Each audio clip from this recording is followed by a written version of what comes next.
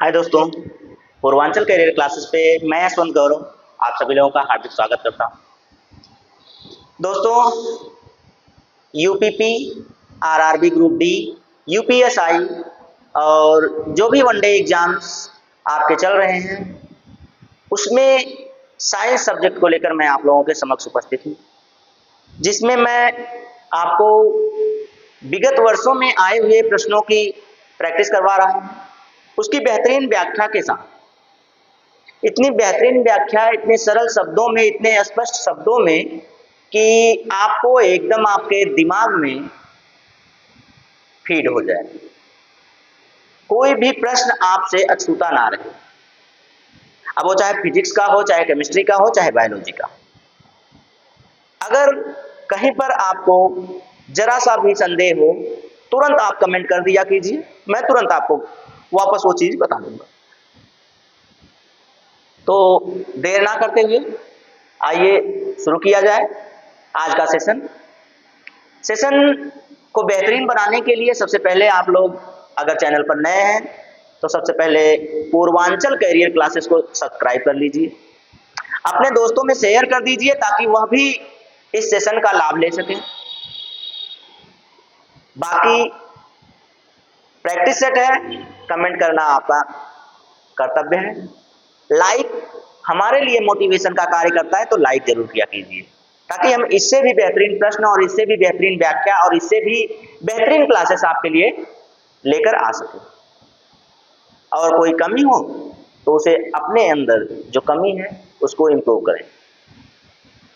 तो आइए आज की क्लास को देखते हैं। क्लास आपकी जैसे पहले चल रही थी उसी तरह से चलेगी। कुछ दिन मैंने क्लासेस जो आपकी है वो टाइम से डिले हो गई, मतलब कि 3 बजे की क्लासेस है तो आगे पीछे हो गई, उसके लिए माफी चाहूंगा। लेकिन क्लास फिर भी आपकी पढ़ती रही है, ऐसा नहीं है कि क्लास नहीं मिली आपको, क्लास मिली है, आगे पीछे होने से कोई मतलब नहीं। चलिए, तो ये रहा आपका पहला प्रश्न आपके स्क्रीन बोर्ड पर। आप स्क्रीन बोर्ड पर देखिए और इसका आंसर कीजिए। तब तक मैं थोड़ी सी जो सेटिंग होती है उसको कर लेता हूँ। अरे सेटिंग का मतलब बोर्ड की सेटिंग है भाई, अपनी सेटिंग नहीं कर रहा हूँ मैं। अपनी सेटिंग करनी रहे तो यहाँ थोड़ी होता, कहीं नुक्कड़ गली चौराहे पे जाके सेटिंग ही कर रहा होता अपनी, यहाँ थोड़ी खड़ा होता। हमें तो लत लग गई है सरकारी नौकरी की, सफलता की, तो किसी और की लत कहाँ से लगे। तो इसी तरह से किसी बेरोजगार से आप पूछिए कि सरकारी नौकरी उसे कैसी लगती। किसी बेरोजगार से जब पूछेंगे, किसी विद्यार्थी, किसी छात्र से जब आप पूछेंगे कि आपको सरकारी नौकरी कैसी लगती है, तो उसके लिए सिर्फ उसका यही जवाब होगा, ये मत पूछ कि तू मुझको कैसा लगता है, ये मत पूछ कि तू मुझको कैसा लगता है, मेरी जान है तू, सीधा दिल पे लगता है। तो वही बात हो गई, सारी चीजें आपके सामने होती हैं। तो देख लीजिए, ये प्रश्न है, प्रश्न के आंसर कीजिए। और क्वेश्चन तो हो ही गया है, चलिए क्वेश्चन को देख लीजिए जाए। क्या क्वेश्चन है? आप प्रयुक्त किताब 2 वर्ष के लिए शेल्फ पर बनी हुई है। आप प्रयुक्त किताब क्या है? 2 वर्षों के लिए शेल्फ पर बनी रही जब तक उसे हटाया नहीं गया था। यह किस का एक उदाहरण है, या किसका एक उदाहरण है? यह किसका एक उदाहरण है, ये आपको बताना है। देखिए, ये जो प्रश्न है फिजिक्स के प्रश्न है। इसमें सारे के सारे प्रश्न जो है वो फिजिक्स के ही है। 14-15 प्रश्न होंगे जो कि फिजिक्स के हैं। मैं आपको उन्हें बेहतरीन तरीके से बताऊंगा, कोई दिक्कत नहीं होगी आपको। लेकिन पहले इनका आंसर कीजिए, आप इनका आंसर आप कीजिए। और हाँ, आपको अगर नहीं दिख रहा है तो देखिए, आप प्रयुक्त किताब 2 वर्ष के लिए शेल्फ पर बनी रही जब तक कि उसे हटाया नहीं गया था, यह किसका एक उदाहरण है? तो आप आंसर देखेंगे तो ऑप्शन में सबसे पहला आंसर है क्या? न्यूटन के गति का तृतीय नियम, यानी कि न्यूटन महाराज ने गति के 3 नियम दिए थे। न्यूटन महाराज ने गति के कितने नियम दिए थे? 3 नियम दिए थे, और तीनों नियम आपके लिए महत्वपूर्ण होते हैं जो आपके पेपर में आते हैं। पहला है तीसरा नियम, आंशिक रूप में न्यूटन के गति का प्रथम, आंशिक रूप में और न्यूटन के तृतीय नियम, 2 नियम तो एक साथ हैं ही नहीं, हटा दीजिए, मैं पहले ही इसको हटा दे रहा हूँ। न्यूटन के गति का प्रथम नियम, न्यूटन के गति है यहाँ पर, न्यूटन के गति का प्रथम नियम क्या ये है? न्यूटन के गति का द्वितीय नियम क्या ये है? अब मैं आपको अगर कहूं कि न्यूटन के गति के 3 नियम थे, न्यूटन ने गति के कितने नियम दिए? तो न्यूटन महोदय ने, न्यूटन ने गति के 3 नियम दिए थे, 3 नियम दिए। 3 नियम में पहला नियम जो कहलाता है, पहला नियम तो हो गया, पहले नियम को क्या कहते हैं भाई? न्यूटन के गति का पहला नियम जड़त्व का नियम भी कहलाता है। क्या कहलाता है? जड़त्व का नियम भी कहलाता है, ठीक है। और दूसरा नियम, दूसरे नियम को संवेग का नियम भी कहते हैं, संवेग का नियम भी कहते हैं। जैसे कि इसे कहते हैं F बराबर m इंटू ए, F बराबर m इंटू ए, इसका फॉर्मूला ये था ना कि आपको बार बार मैंने बताया था, F बराबर m इंटू ए, ठीक है, न्यूटन का नियम। और इसका मात्रक जो होता है वो न्यूटन ही होता है। क्यों होता है देख लीजिए, अब न्यूटन महोदय ने इसका इजाद किया था, इसीलिए। तीसरा क्या है भाई? तीसरा वाला जो है वो क्या है? क्रिया प्रतिक्रिया का नियम, क्रिया प्रतिक्रिया का नियम, क्रिया प्रतिक्रिया का नियम। तो ये 3 नियम आपके न्यूटन महोदय ने दिया था। अब उन्होंने कहा कि ये जो वाक्य लिखा गया है, ये जो पैराग्राफ की तरह से आपके सामने कहानी की तरह से लिखा गया है, ये किस नियम पर कार्य करता है? तो मैं बता दूं आपको, चलिए आप लोगों का आंसर ठीक है, कोई बात नहीं, मैं बता रहा हूं अब, तो उसको ध्यान से देखिए। ये न्यूटन के गति के प्रथम नियम पर कार्य करता है। किस नियम पर कार्य करता है?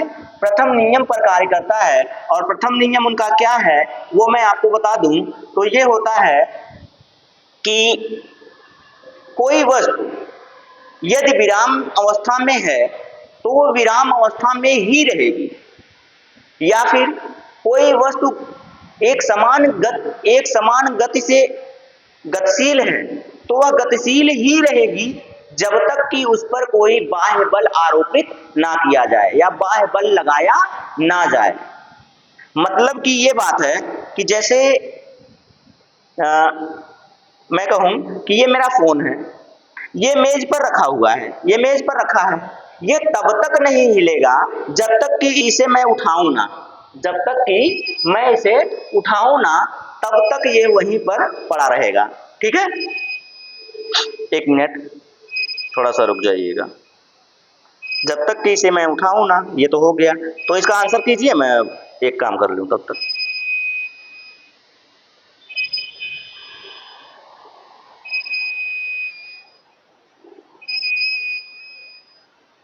फैन ऑफ कर दीजिए।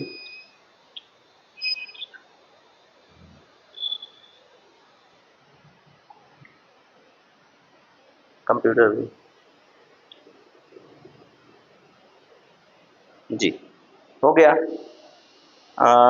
चलिए आपका प्रश्न आप लोग आंसर कीजिए। आंसर किए आप लोग? तो मैंने क्या बताया अभी? हाँ, मैं ये बता रहा था कि मेरा फोन है अगर टेबल पर रखा है तो वो तब तक नहीं हिलेगा जब तक कि उसे हटाया ना जाए, या फिर आपकी गाड़ी चल रही है, एक समान चाल से आपकी गाड़ी चल रही है, एक समान चाल से चल रही है, वह तब तक ज्यादा या कम नहीं होगी जब तक कि आप उसका एक्सीलेटर ज्यादा या कम ना करें। वो एक समान गति से चल रही है तो समान गति से ही चलती रहेगी। तो इनका यही नियम था कि भाई जब तक कि कोई बाह्य बल आरोपित ना किया जाए कोई भी वस्तु अपनी अवस्था में परिवर्तन नहीं करती है। बस इतनी सी बात है कि आपकी रखी हुई वस्तु तब तक नहीं हिलेगी जब तक आप उसे ना हिलाएं, आपकी चलती हुई वस्तु तब तक नहीं रुकेगी जब तक आप ब्रेक ना लगाएं। तो इसी को उन्होंने कहा जड़त्व का नियम। क्या कहा भाई? जड़त्व का नियम कहा, ठीक है। तो ये पहले नियम पर कार्य करता है, तो ये पहला नियम आपका। ठीक है। तो जैसे अभी कहा ना मैंने कि मैं अपना फोन टेबल पर रख दूं तब तक नहीं हिलेगा जब तक कि मैं इसे उठाऊं ना। और कोई साइकिल है, मान लिए ये एक साइकिल है, ठीक, ये एक क्या है, साइकिल है। साइकिल का तब तक नहीं रुकेगी अगर हम लोग उसे चलाएं, पैडल मारते रहे, एक समान वेग से पैडल मारते रहे, वो तब तक नहीं रुकेगी जब तक कि आप ब्रेक ना लगा लो। यही नियम कार्य कर रहा है इस पे। तो इसी तरह से ये है कि एक किताब है वो सेल्फ बनी हुई, मतलब कि कहीं पर रखी हुई है तो वो उसी अवस्था में पड़ी रहेगी जब तक कि आप उसे हटाओ ना। तो ये पहला नियम है इनका, ठीक है। चलिए आगे चले अगले प्रश्न पर। अब देखिए दूसरा नियम, दूसरे नियम पर भी और हाँ, ये प्रश्न जो है वो खास तौर से यूपीपी यूपीएसआई के लिए हैं, आए हुए प्रश्न है उसमें। आप लोग इसको ध्यान नहीं देंगे ना तो फिर परेशान हो जाएंगे पेपर में। मैं दीवार पर, देखिए इसको, मैं दीवार पर मारने के लिए एक गेंद फेंकता हूं, ठीक है, और फिर वह वापस मेरे पास आ जाती है। यह किस नियम का उदाहरण है? यह न्यूटन के किस नियम का उदाहरण है या यह किसका उदाहरण है? अब प्रश्न देखेंगे। आंशिक रूप से में न्यूटन के गति का प्रथम नियम और न्यूटन के गति का द्वितीय नियम, ये गलत बात है। दोनों नियम एक साथ मत लगाइए आप। न्यूटन के गति का प्रथम नियम, प्रथम नियम अभी अभी मैंने बताया है, इसलिए इसको भी काट दीजिए, क्योंकि इसमें ये होता है, क्या होता है कि बाह्य बल आरोपित करना पड़ता है, ठीक है। न्यूटन के गति का द्वितीय नियम, ये तो संवेग का नियम है ना, ये संवेग का नियम है, इसमें भार और गति की बात आएगी, भार और गति की बात आएगी, तो ये तो हो गया अलग, ये अपने आप में अलग हो गया। संवेग F बराबर m इंटू ए हो जाएगा ये, ठीक है, फोर्स का हो जाएगा। फिर उसके बाद न्यूटन के गति का तृतीय नियम, न्यूटन के गति का तृतीय नियम ही इसमें सही हो जाए होगा ऑप्शन, लेकिन कैसे होगा वो मैं बता रहा हूं आपको। जैसे कि आप एक रबर लेते हैं, क्या लेते हैं, एक रबर लेते हैं, उसको आप जितनी स्पीड से खींचते हैं ना, अगर आप उसे छोड़ दें तो उतनी ही स्पीड से वो वापस आपके हाथ में टकराएगी। या फिर एक गेंद लेते हैं आप, क्या लेते हैं, एक गेंद लीजिए और आप दीवार पर जितनी स्पीड से उसको फेंकेंगे वो उतनी ही स्पीड से वापस आएगी, वह क्या आएगी, उतनी ही स्पीड से वापस आएगी। तो इसी को कहते हैं क्रिया प्रतिक्रिया का नियम, क्रिया प्रतिक्रिया का नियम इसी को ही कहते हैं। तो इसमें क्या कहा जाता है भाई, ये नियम क्या है, तो ये आपको समझ में आ जाएगा कि यदि आप कोई कार्य कर रहे हैं तो उसके विपरीत एक उसका रिएक्शन भी होगा। तो यही कहा गया है कि प्रत्येक क्रिया के बराबर किंतु विपरीत दिशा में उसकी प्रतिक्रिया होती है, बराबर ही होती है उसकी। गेंद जितनी स्पीड से फेंकेंगे उतनी ही स्पीड से आपके पास वापस आएगी। तो यही क्रिया प्रतिक्रिया का नियम होता है। आप कोई भी काम कर रहे हैं तो जितनी स्पीड से वो काम करेंगे उतनी ही स्पीड से वो वापस भी होगा आपके पास। कहते हैं ना कर्म कीजिए, कर्म आप तेजी से कर रहे हैं, बढ़िया कर रहे हैं, तो उसके प्रतिक्रिया के रूप में आपको सफलता मिलेगी, ये होता है, या अनुभव मिलेगी, ये होता है। तो चलिए ये हो गया। फिर चलें आगे अगले प्रश्न पर। डेसिबल की इकाई, डेसिबल इकाई है, डेसिबल जो है वो इकाई है, इसको डी और बी से प्रदर्शित किया जाता है, डी बी से प्रदर्शित किया जाता है। डेसिबल है, एक इकाई है, ये इससे क्या मापा जाता है मैं उसको आपको बता दूं। तो क्या ऊष्मा की तीव्रता मापी जाती है, ऊष्मा की तीव्रता भाई किससे मापी जाती है, अभी आगे मिलेगा उसमें बता दूंगा। प्रकाश की गति, प्रकाश की गति भी आपको बता दूंगा। रेडियो की तरंग, ये तो भी जानते हैं आप लोग। बचा क्या, आपके ध्वनि की तीव्रता, ध्वनि की जो तीव्रता होती है, ध्वनि की जो प्रबलता होती है उसको मापा जाता है। ये मैं जो बोल रहा हूं कितनी स्पीड से, कितनी प्रबलता से बोल रहा हूं, ध्वनि की प्रबलता, इसको मापा जाता है, इससे डेसिबल से, डेसिबल से इसको मापा जाता है, ठीक है। कितने डेसिबल में हम लोग बातचीत, सामान्य बातचीत जो होती है हमारी जो सामान्य बातचीत होती है, बताइए कितने डेसिबल में होती है। तो ये होती है भाई 30 से 60 डेसिबल में, 30 से 60 डेसिबल। हमारे जो हृदय है, यानी छोड़िए उसे, हम जो श्वास लेते हैं वो कितनी आवाज करता है, वो 10 डेसिबल की आवाज करता है भाई। और साथ ही साथ अगर हम कहें कि शोरगुल का डेसिबल कितना होगा, यानी मापन कितना होगा, तो ये होता है 80 से 85 के आसपास, ठीक है। ये डीबी होगा यार, परसेंटेज थोड़ी है, डीबी। और इसी के साथ अगर मैं कहूं शोरगुल छोड़िए, जो डीजे बजता है, ऑर्केस्ट्रा बजता है, ये सब के कितना होता है, तो ये 120 डीबी होता है। इसका शोरगुल, इसका डेसिबल कितना होता है, तो उसकी प्रबलता होती है 120 डीबी। आप देख लीजिए, मैंने कई चीजें आपको बता दिया है।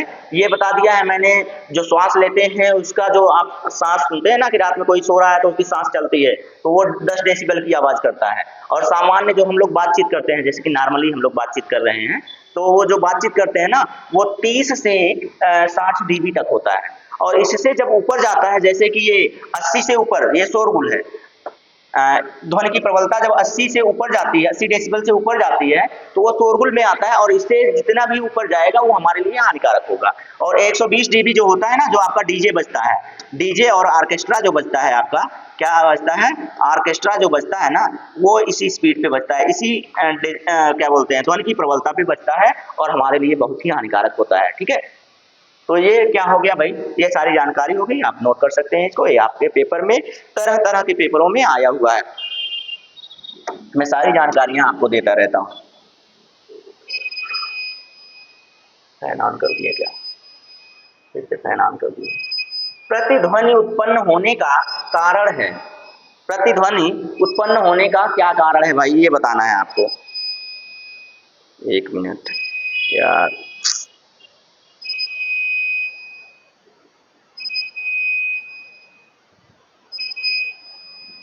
एक मिनट, प्रश्न का आंसर आप दीजिए, मैं बता रहा हूं आपको।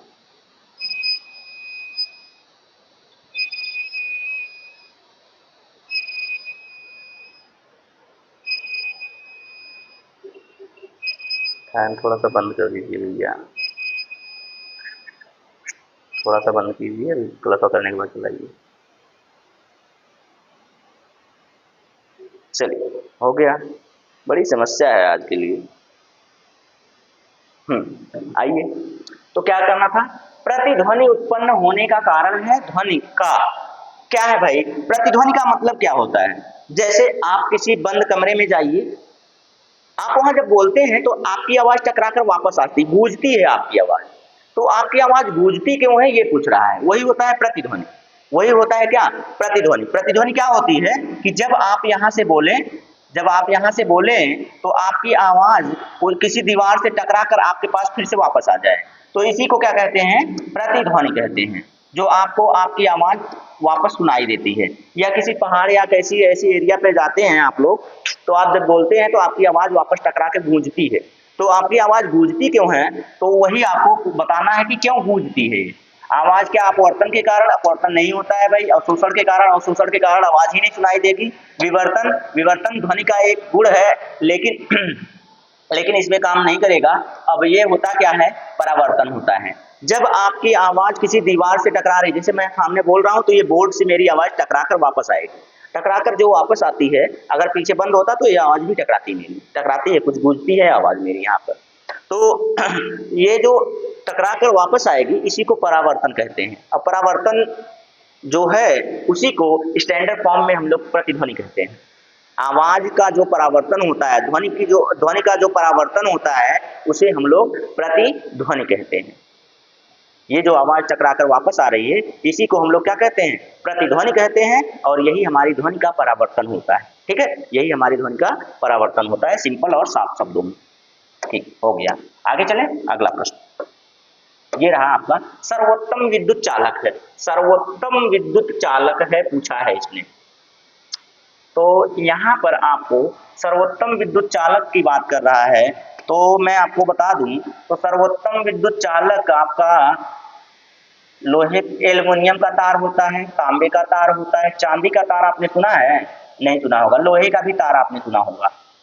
लेकिन सबसे सर्वोत्तम की बात करें तो चांदी जो है ना, ये सबसे अच्छा विद्युत का सुचालक होता है। विद्युत का क्या होता है, विद्युत का सबसे अच्छा सुचालक होता है, सर्वोत्तम सुचालक होता है भाई, सर्वोत्तम सुचालक होता है।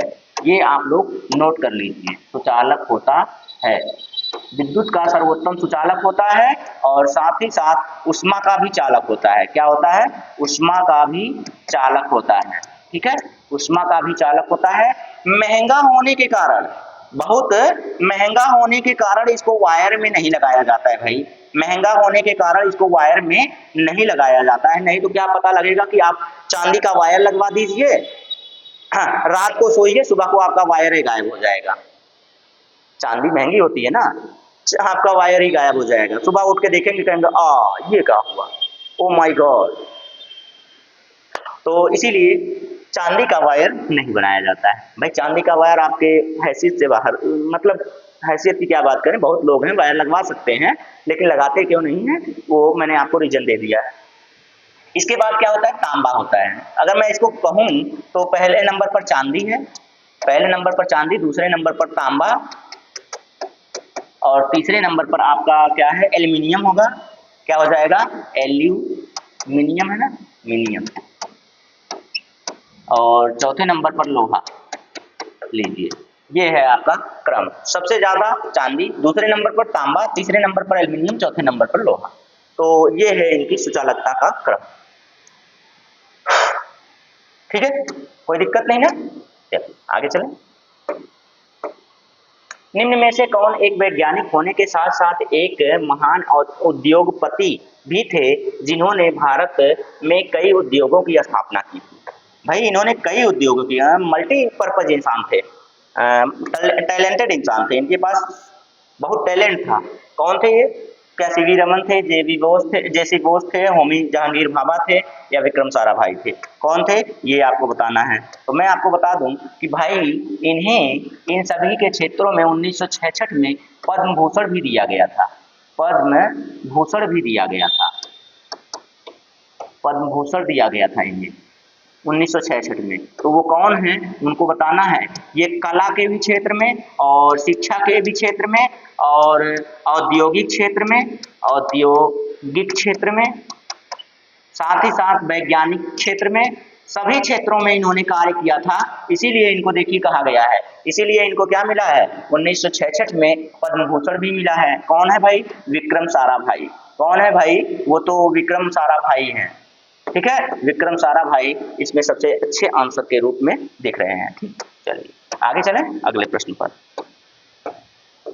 ये रहा, फ़ारेनहाइट में जल का क्वथनांक क्या है? फ़ारेनहाइट में जल का क्वथनांक क्या है ये आपको बताना है, ये आपको बताना है। चलिए जल्दी से कमेंट कीजिए, तो जल्दी से कमेंट कीजिए आप लोग। फ़ारेनहाइट में आपको बताना है, फ़ारेनहाइट में बताना है। तो चलिए जब तक मैं जल का सेल्सियस में बता दूं। जल का क्वथनांक सेल्सियस में, जल का क्वथनांक सेल्सियस में क्या होता है? 100 सेल्सियस होता है। क्वथनांक का मतलब जिस पे पानी उबलने लगे, पानी जिस ताप पर उबलने लगे उसी को उसका क्वथनांक कहते हैं। तो ये जल का क्वथनांक है सेल्सियस में। अगर इसको मैं कह दूं केल्विन में, तो केल्विन में इसी जल का करेंगे, क्या हो जाएगा? 373.127 डिग्री केल्विन, ये हो जाएगा। ठीक, और उसके बाद अगर मैं इसी को फ़ारेनहाइट में बदलूं तो दिया है ना ऑप्शन में, चलिए तो ये हो जाएगा 212 डिग्री फ़ारेनहाइट। ठीक है, ये बन जाएगा। तो इसमें से ऑप्शन आपका कौन सा मिल गया? तो आपको फ़ारेनहाइट देखना है, फ़ारेनहाइट ये देखिए ऑप्शन नंबर बी पर, ऑप्शन नंबर बी पर ये। ठीक है, तो ये है फ़ारेनहाइट में जल का क्वथनांक। जल का क्वथनांक का मतलब क्या मैंने कहा? पानी इस पर उबलने लगेगा। ठीक है, चलिए तो ये तीनों पॉइंट याद रखिए, ये केल्विन है और ये सेल्सियस है और ये फ़ारेनहाइट है।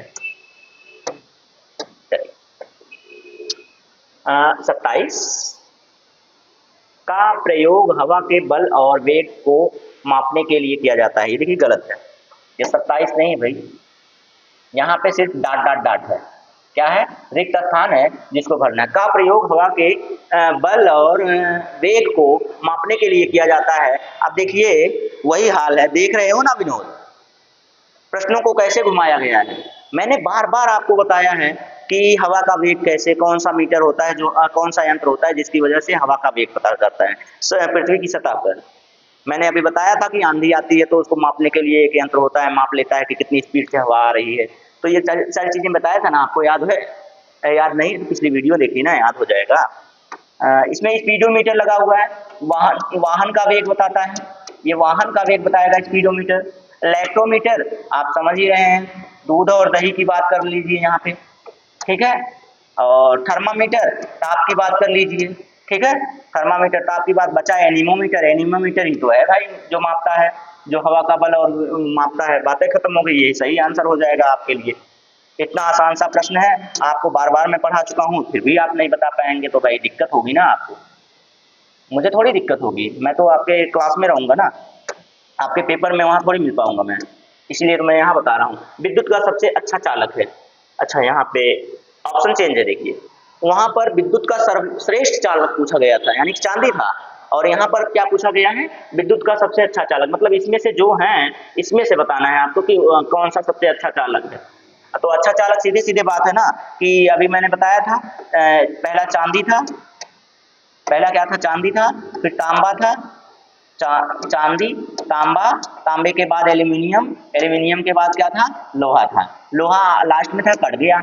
सिलिकॉन होगा नहीं, यहाँ ये हटा दीजिए, सिरेमिका होगा नहीं। अरे तांबा को ही तो कॉपर कहते हैं यार, तांबा को ही तो कॉपर कहते हैं। जब तांबे को ही कॉपर कहते हैं तो आप समझ क्यों नहीं पा रहे हैं? तांबे को ही क्या कहते हैं, कॉपर कहते हैं। यही सबसे अच्छा चालक हो जाएगा, बात खत्म। आगे बढ़े, ये रहा प्रश्न नंबर 10 आपके लिए। अंतरिक्ष में भेजा गया भारत का प्रथम उपग्रह था, अंतरिक्ष में भेजा गया भारत का प्रथम उपग्रह था जो स्वदेशी था। जो कैसा था भाई, स्वदेशी था, अपने भारत द्वारा बनाया गया था। और जो जानते हैं वो स्वदेशी मतलब कि अपने भारत को गौरवान्वित करने के लिए बनाया, गौरवान्वित हुआ था उस समय जब बनाया गया था, ठीक है। तो पहला उपग्रह था, चलिए जल्दी से बताइए, कमेंट कीजिए जल्दी से आप लोग कमेंट कीजिए भाई।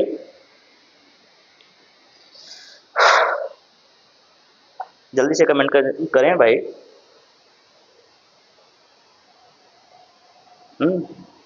कमेंट कीजिए। देखिए आज दिक्कत हो रही है, यहाँ से जो बैटरी थी वो चली गई थी यार, दूसरी बैटरी लगी है और फैन चल नहीं रहा है, क्योंकि बोर्ड ही लेकर नहीं चल पा रहा है तो बैटरी क्या चलेगी। चलिए जल्दी से बताइए, तो जल्दी से बताइए, बताएंगे।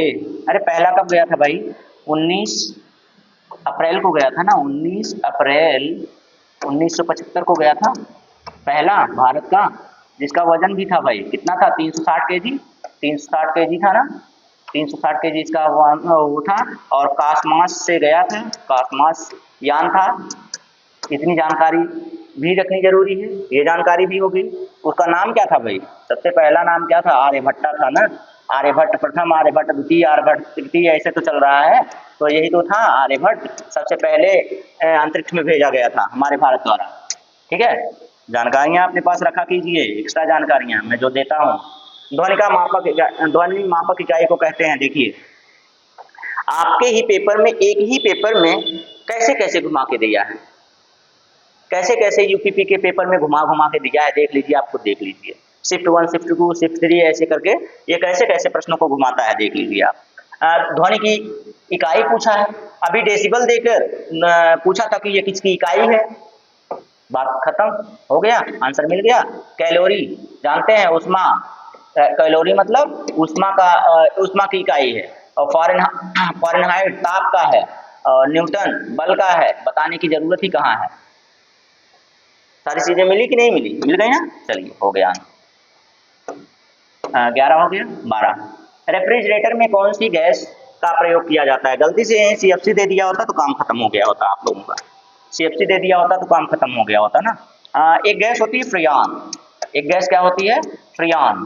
फ्रियान की जगह पर फ्रियान रहे, या फिर क्या कहते हैं आप उसे, NH4। अब मैंने रासायनिक नाम लिख दिया है, पता नहीं आपको, कुछ लोगों को पता होगा कि नहीं पता होगा, मुझे लगता है 25% लोगों को नहीं पता होगा, 75% लोगों को पता होगा कि ये क्या है, NH4। NH4 कौन सी गैस है, ये आपको पता होगा। प्रशीतक में, यानी कि प्रशीतक का मतलब रेफ्रिजरेटर जो होता है, जिसमें फ्रीज जो होता है आपका, फ्रिज में ठंडा करने के लिए कौन सी गैस का इस्तेमाल किया जाता है, एक तो होता है फ्रियान। फ्रियान नहीं है तो यहाँ पे ऑप्शन भी नहीं है फ्रियान, हाइड्रोजन तो नहीं है, क्लोरीन भी नहीं है, कार्बन डाइऑक्साइड भी नहीं होता है, अमोनिया होता है, ठीक है। NH4 का मतलब ही होता है क्या, अमोनिया, ठीक है। NH4 का मतलब क्या होता है, अमोनिया। चलिए आगे बढ़े। ऊर्जा से भरपूर प्रकाश के लिए एलईडी वर्तमान तकनीकी और एलईडी का विस्तारित रूप है। तकनीकी है मतलब उसने उसके गुण को बताया, उसने उसके क्या बताया, क्वालिटी को बताया। क्वालिटी बताने के बाद उसने पूछा है कि एलईडी का फुल फॉर्म बता दो। एलईडी का क्या बता दो, एलईडी का फुल फॉर्म सबके पास होगा, सबके घर पे इस समय लगा रहता है। तो इसका फुल फॉर्म क्या है भाई, लाइट इमिटेड, हाँ लाइट इमिटेड डायोड, ठीक है। लाइट इमिटेड डायोड कहाँ पे है, इमिटिंग, इमिटेड लिख दिया मैंने, हाँ इमिटिंग है, यहाँ पे इमिटिंग दिया है, इमिटिंग डायोड। तो बताइए कहाँ पे है लाइट, हाँ option number C is the right answer, option number C is the right answer in this question. चलिए आगे बढ़ें, बहुत प्यारा सा क्वेश्चन, बहुत आसान सा क्वेश्चन है, बहुत जल्दी खत्म हो गया। चलिए ये देखिए, बीएमआई की गणना के लिए सूत्र है, बीएमआई की गणना के लिए सूत्र है, क्या सूत्र है वो आपको बताना है, क्या सूत्र है वो आपको क्या करना है, बताना है। बीएमआई, ठीक है, बॉडी मास इंडेक्स क्या होता है, इसका फुल फॉर्म क्या होगा भाई, तो इसका फुल फॉर्म हो जाएगा body mass index, body mass index, और इसको हिंदी में कहेंगे क्या हो जाएगा, शरीर द्रव्यमान सूचकांक, शरीर द्रव्यमान सूचकांक ये हो जाएगा ना इसकी हिंदी। तो इसका सूत्र इसने पूछा है कि सूत्र क्या होगा, तो सूत्र मैं आपको बताऊं कि बीएमआई जो होता है इसका सूत्र हो जाएगा वजन जो कि केजी में होगा बटे लंबाई स्क्वायर होगा, क्या हो जाएगा, लंबाई का स्क्वायर होगा, लेकिन वो किस में होगा, मीटर में होगा, ठीक है, किस में होगा, मीटर में होगा। तो देखिए कहाँ पे है, कहीं है metre square, metre square, metre square कहीं लगा ही नहीं है, गलत ऑप्शन ही किया गया है। किलोग्राम सही है, पहला ही ऑप्शन बन रहा है लेकिन वो भी गलत हो गया, ऑप्शन बनाना पड़ेगा, ऑप्शन को बनाना पड़ेगा क्योंकि स्क्वायर लिखने में उन्होंने गलती कर दी है। तो ये देखिए वजन दिया है किलोग्राम, ये किलो आ नहीं है, किलोग्राम है, किग्रा इसे लिख सकते हैं, क्या लिख सकते हैं इसको, इसको हम लोग कह सकते हैं किग्रा, किग्रा, किग्रा मतलब वजन किलोग्राम में और बटे लंबाई का स्क्वायर नहीं किया गया है, मीटर का स्क्वायर नहीं किया गया है, दोनों का स्क्वायर कर दीजिए, देखिए ऑप्शन बन गया, option number A is the right answer in this question. और बेहतरीन प्रश्नों के साथ मैंने आपको ये सेशन दिया और मुझे लगता है कि ये लास्ट क्वेश्चन होगा, लास्ट है ना, देख सकते हैं, देख लें भाई कोई बचा ना हो, हाँ यही लास्ट क्वेश्चन था, मैंने कहा ना, क्योंकि मुझे प्रश्न याद थे लगभग कि इतने ही प्रश्न मैंने दिए हैं। तो ये जो प्रश्न हैं आपके लिए कैसे लगे, कैसी लगी क्लास ये जरूर कमेंट किया कीजिए और आंसर जरूर किया कीजिए, क्योंकि जब तक आंसर नहीं करेंगे मज़ा नहीं आता है आप लोगों का। तो कैसी लगी क्लास कमेंट जरूर किया कीजिए, अगर बेहतरीन लगी हो, अच्छी लगी हो तो अपने दोस्तों में भी शेयर कीजिए, और लगे कि मैंने अच्छा समझाया है तो आप उसको नोट करते रहा कीजिए, नोट करेंगे तो ज़्यादा बेहतर होगा, ठीक है। तो मुझे लगता है कि आज के लिए बस इतना ही रहने दूँ, इसके बाद मैं अगले वीडियोज़ में जो भी बचा है उसको लेकर आऊँगा और आपके सामने प्रस्तुत करूँगा और आपको खूबी उसको याद करा दूँ, क्रिस्टल क्लियर करवाऊँगा आपको, ठीक है। आज के लिए इतना ही दोस्तों।